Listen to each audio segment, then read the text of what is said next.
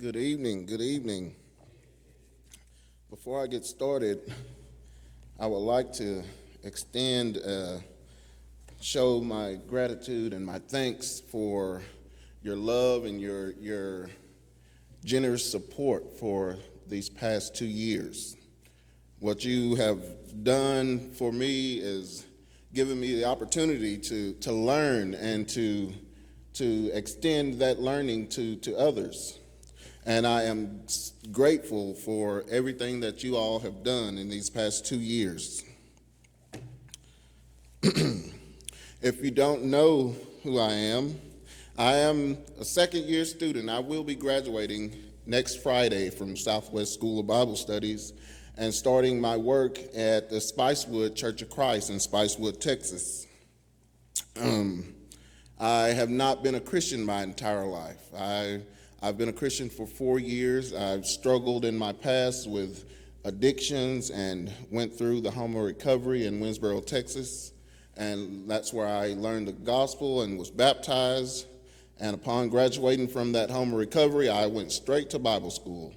And now I am a product of y'all's generosity. And I just really, really, really thank you all for your love and your encouragement.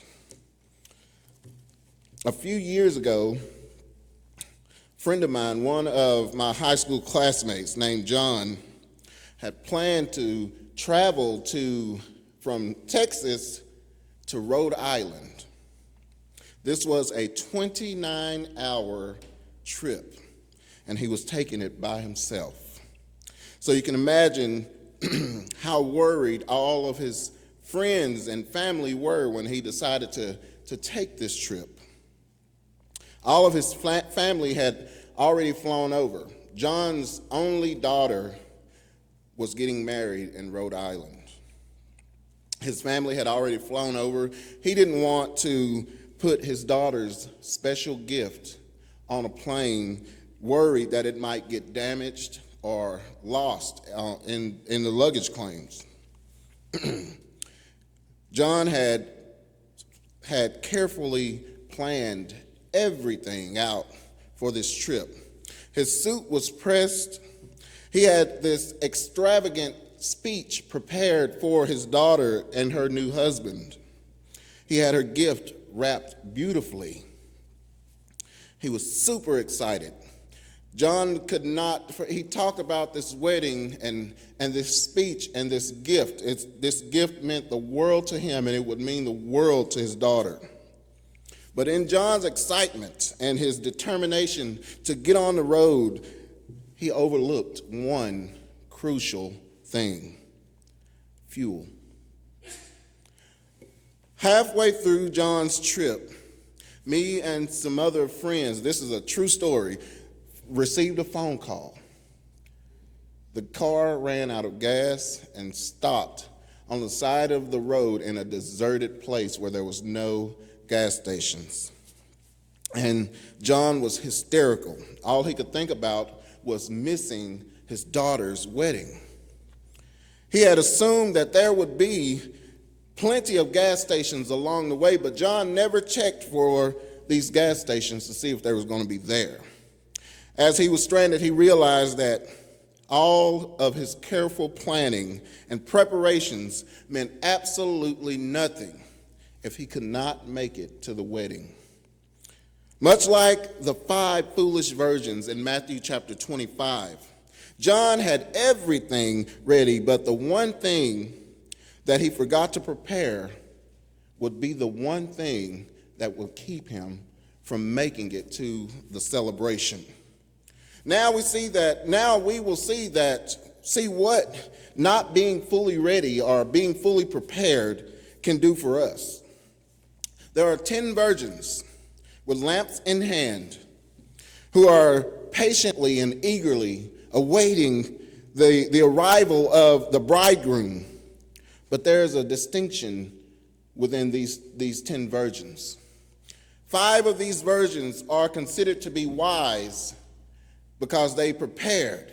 And then there's 5 other virgins that are considered to be foolish and came unprepared. As the night goes on, there is a cry that echoes throughout the night. The bridegroom is coming, go out to meet him. The wise are invited into this celebration, and those who are not prepared are left behind.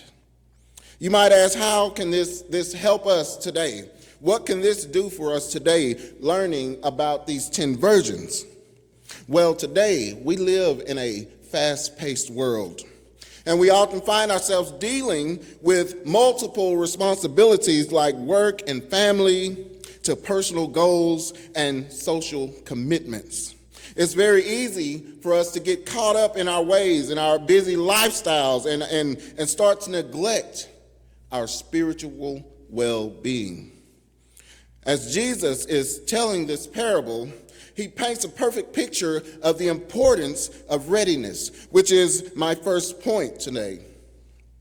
Point number 2 is personal responsibilities, and point number 3 is implications of final judgment. As we prepare to go further into this text, let us take a look at our own lives today. Are we prepared for Jesus' return? Are we taking personal responsibilities for our own faith? This section of the text implies that we should stay ready so that we don't have to get ready. Point number 1, the importance of readiness. In Matthew chapter 25, verses 1 through 6. And it reads, "Then the kingdom of heaven shall be likened to 10 virgins who took their lamps and went out to meet the bridegroom. Now 5 of them were wise and 5 were foolish. Those who were foolish took their lamps and took no oil with them. But the wise took oil in their vessels with their lamps.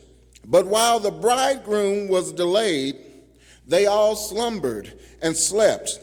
And at midnight a cry was heard, 'Behold, the bridegroom is coming.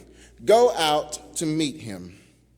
Here in verses 1 through 2, we can clearly see that we must stay watchful and spiritually alert. The contrast of the 5 wise and the foolish shows that we need to always have the right attitude towards our spiritual well-being.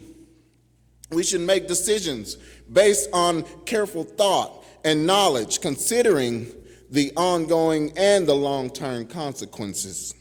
In verses 3 through 4, if we are unprepared, we have to live with those consequences, much like that of the 5 who neglected to bring the extra oil. When we are prepared, there is a reward that awaits us, there's a reward that is waiting for us, much like that of the 5 virgins who brought the extra oil. There is joy and fulfillment in being ready for the return of Jesus Christ.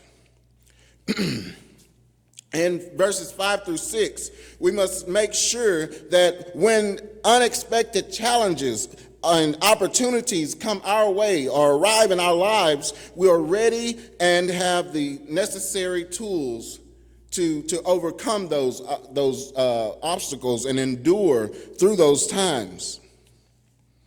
Now we see what the personal responsibilities in point 2 and verses 7 through 9.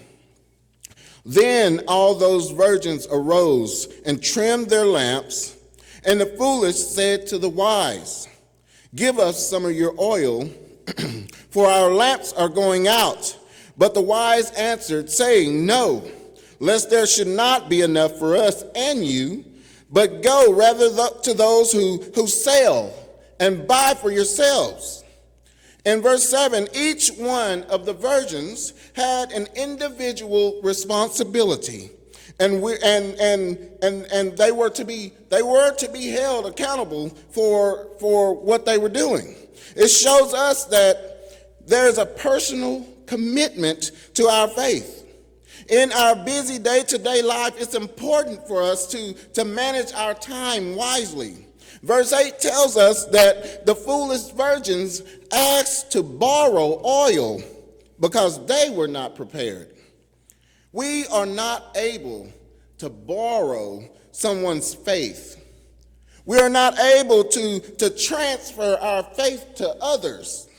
It can't be done. Verse 9 lets us know that it's very crucial for us to be self-sufficient and not overly reliant on others. Not being ready brings forth the need to have to get ready, and therefore missing out on those chances and those opportunities for those open doors. Every single one of us have our own obligations. We cannot rely on other people to prepare us for our personal responsibilities, and that calls for spiritual growth. We should maintain a strong relationship with God through prayer, reading the Bible, and living out our faith daily. Now we see the implications of judgment in point number 3. In verses 10 through 13, and it reads, "And while they went to buy, the bridegroom came, and those who were ready went in with him to the wedding. And the door was shut. Afterward, the other virgins came, saying, 'Lord, Lord, open up to us.' But he answered and said, 'Assuredly, I say to you, I do not know you. Watch, therefore, for you know neither the day nor the hour in which the Son of Man is coming.' While the foolish virgins were away, the bridegroom comes, invites the prepared ones in, and shuts the door." Now, to me, this is a very clear warning that this decision is final. There's no knocking on the door and thinking that you're going to get in. There are no second chances. When he comes, that's it. As we move on to verse 10 through 11, we are introduced to the consequences for those who are unprepared. The words that none of us ever want to hear from the Lord is, "I do not know you." We also see the same warning in Matthew chapter 7, verse 21 through 23. "Not everyone who says to me, 'Lord, Lord,' shall enter the kingdom of heaven, but he who does the will of my Father in heaven. Many will say to me in that day, 'Lord, Lord, have we not prophesied in your name, cast out demons in your name, and done many wonders in your name?' And then I will declare to them, 'I never knew you. Depart from me, you who practice lawlessness.'" Also in verse 10, we see that there is going to be great joy. There's joy in the presence of the Lord. John chapter 14, verse 2 through 3. This is something worth being prepared for, something worth looking forward to. In the context of verse 12, it says, "I don't know you," shows a lack of relationship with God. Their lack of preparation shows that they failed to maintain a relationship with God. When the time comes for us, not being prepared results in being locked out of that celebration. The final verse is a call for us to be ready at all times. There's great importance in living a life that shows that we are ready and faithful. We must always be spiritually prepared, because opportunities can come unexpectedly. We could miss out on our chance to get into this celebration with the Father, and we would surely regret it. As we look back on this parable, we look at the teachings of Jesus Christ. We look back to those 10 virgins, the wise virgins, Those who were prepared symbolize those who live with constant awareness of Christ's return. On the other hand, the foolish virgins, the ones who neglected to bring the extra oil, represent those who live carelessly, failing to take personal responsibility for their obligations. Let us also look at our own lives.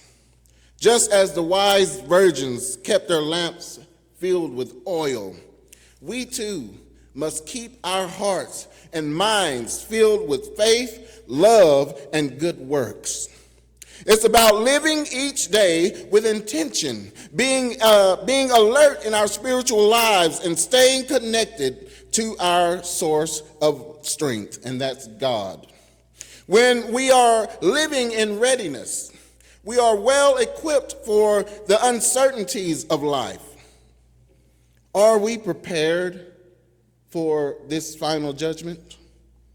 Are you going to make it through that door, or are you going to be on the other side knocking only to be refused and rejected? Like John, who really did miss his daughter's wedding. Many people plan every detail of their lives, but they neglect the most important thing, their spiritual readiness. The 5 foolish virgins thought they had enough time, but when the moment came, they were unprepared and the door was shut. 1 Thessalonians chapter 5, verse 2, it reminds us that Jesus' return will be swift. It will be sudden. For you yourselves know perfectly that the day of the Lord so comes as a thief in the night.